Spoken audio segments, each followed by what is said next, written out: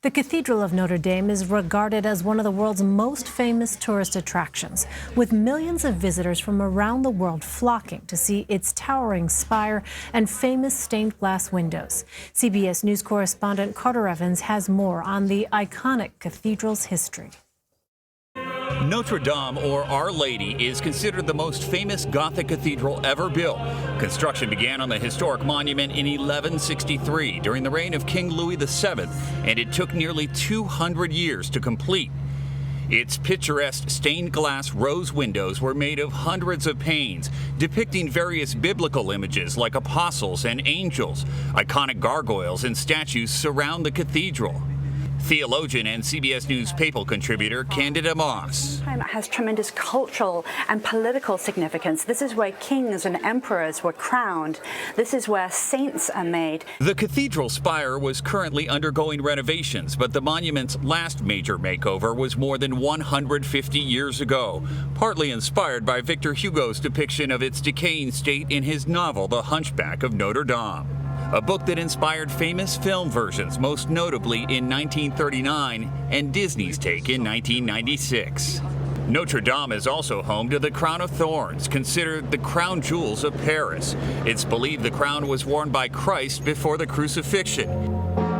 The cathedral's bells have tolled for significant occasions for centuries and have marked moments of tragedy, including the Paris terror attack in 2015. We are hearing now that Crown of Thorns was saved along with some other works of art, but there is still some concern about the condition of many other priceless pieces. Elaine? Carter Evans, thank you.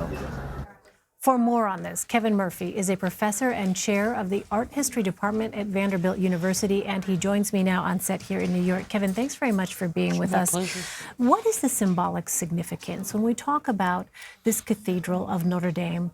Not just for people who are in Paris, not just for the broader country of France, but really to the world. Well, I think that its symbolic importance and significance is of the Catholic Church in France, obviously, but also it symbolizes the city of Paris. It's the Cathedral of Paris, but it's always been thought of also as the Cathedral of France. So its symbolism really resonates through its religious significance as well as its civic and national significance. And the cathedral is really considered this jewel of medieval architecture. What more can you tell us about that? Well, it's one of the iconic monuments of the Gothic style, which the French took great pride in from the 19th century onward as their particular contribution to the history of Western architecture.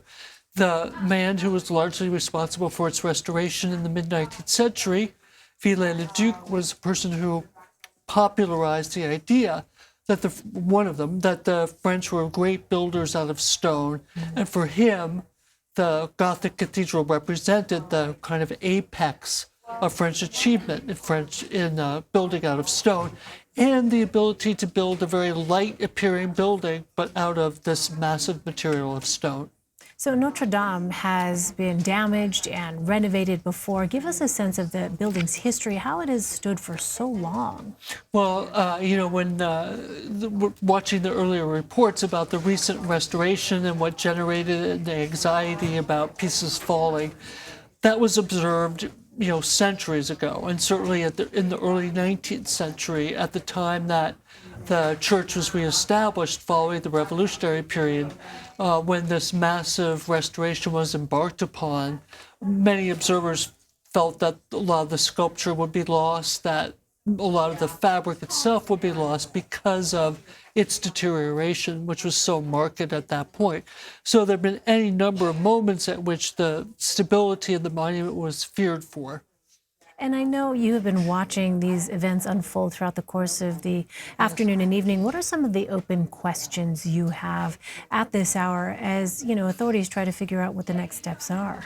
Well, the uniqueness of the structure of any Gothic church or cathedral is that the major structure is made out of stone. So luckily it's impervious to fire. However, we have the roof where the structure was wood, and of course that was lost. as was the tower, where much of the structure was wood. So my question is, to what extent the fire of those very susceptible parts damaged the underlying stone structure?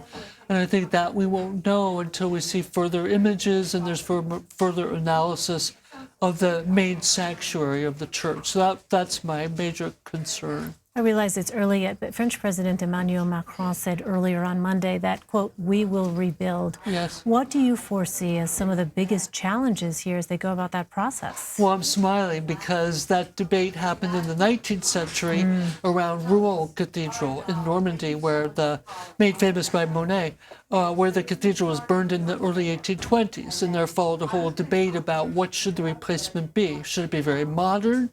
Or should it try to match the style of the original building? So when I heard him say that, I was very interested to hear what might be the debate about what form it should take. Should it be an exact replica of what was there, which after all was a 19th century interpretation of what the spire of Notre Dame should be, or should it be very contemporary in feeling? I think it's a really interesting question. All right, a conversation perhaps for the months ahead. Kevin yes. Murphy. Kevin, thank you very much for sharing your insight with us. My pleasure. Thank you.